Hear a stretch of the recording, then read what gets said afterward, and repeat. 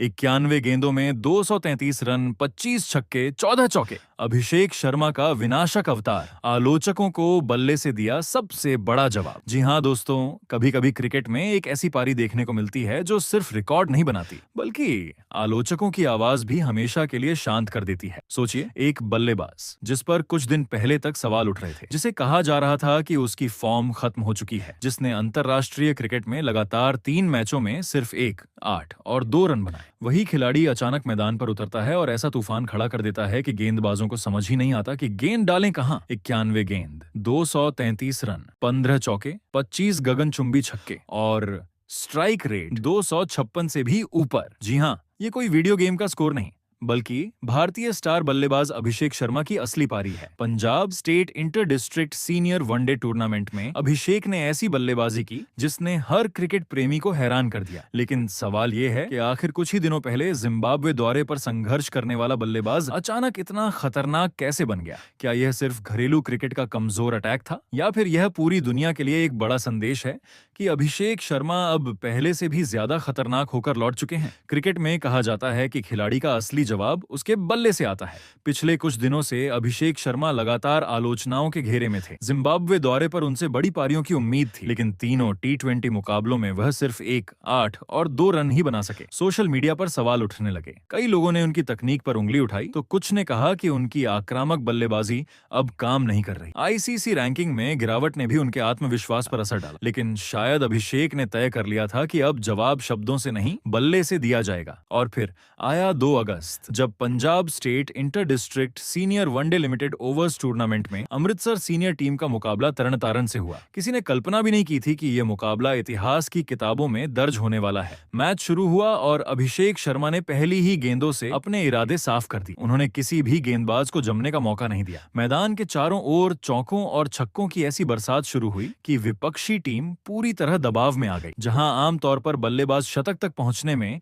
90 से 100 गेंदें ले लेते हैं, वहीं अभिषेक ने उससे भी कम गेंदों में दोहरा शतक पार कर लिया। इस पारी की सबसे बड़ी खासियत सिर्फ 233 रन नहीं थी, बल्कि वह अंदाज था जिससे ये रन बनाए गए। अभिषेक शर्मा ने अपनी पारी में 15 चौके और 25 छक्के लगाए, यानी सिर्फ चौकों और छक्कों से ही उन्होंने 210 रन बटोर लिए। हर बड़ा शॉट विपक्षी टीम का मनोबल तोड़ता जा रहा था। गेंदबाज बार बार अपनी लाइन और लेंथ बदलते रहे, लेकिन कोई भी तरीका अभिषेक को रोक नहीं पाया। उनका स्ट्राइक रेट 256.04 रहा, जो किसी भी वनडे मुकाबले में अविश्वसनीय माना जाएगा। ये सिर्फ रन बनाने की पारी नहीं थी, बल्कि पूरी तरह से विपक्ष पर दबदबा बनाने वाली बल्लेबाजी थी। वहीं जब एक बल्लेबाज शानदार खेलता है तो दूसरे छोर से साथ मिलना भी बेहद जरूरी होता है, और अभिषेक शर्मा को यह साथ मिला अभय चौधरी का। दोनों बल्लेबाजों ने पहले विकेट के लिए 305 रन जोड़ दिए। अभय चौधरी ने भी 85 गेंदों में 93 रन की शानदार पारी खेली और लगातार स्ट्राइक रोटेट करते हुए अभिषेक को खुलकर खेलने का मौका दिया। दोस्तों, अभिषेक शर्मा का बल्ला उस दिन सिर्फ रन नहीं बना रहा था,